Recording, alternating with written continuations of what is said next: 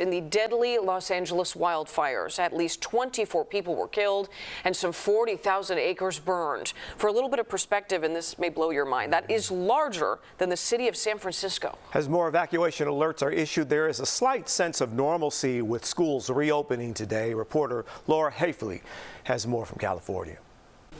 Fire crews are relentlessly attacking these blazes from the ground and the air, even pre-treating perimeters with retardant to buy time when air crews are grounded for wind.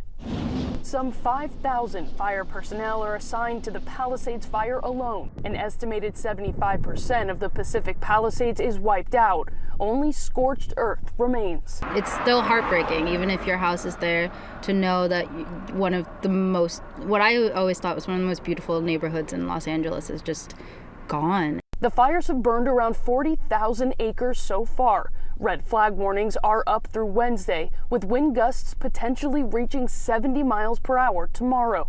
Officials say high winds combined with low levels of humidity could cause explosive fire growth. The anticipated winds combined with low humidities and low fuel moistures will keep the fire threat in all of Los Angeles County critical. And conditions are stable enough right now that the Los Angeles Unified School District will be reopening most schools and offices, but athletic and outdoor activities will be limited.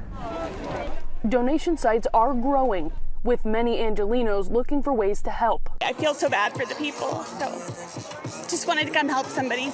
The outpouring of love and supplies around the city is immense. We're like, let's go help.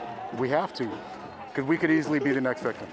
A likely thought for many as each sunrise reveals more destruction. Laura Hafley, CBS News, Los Angeles.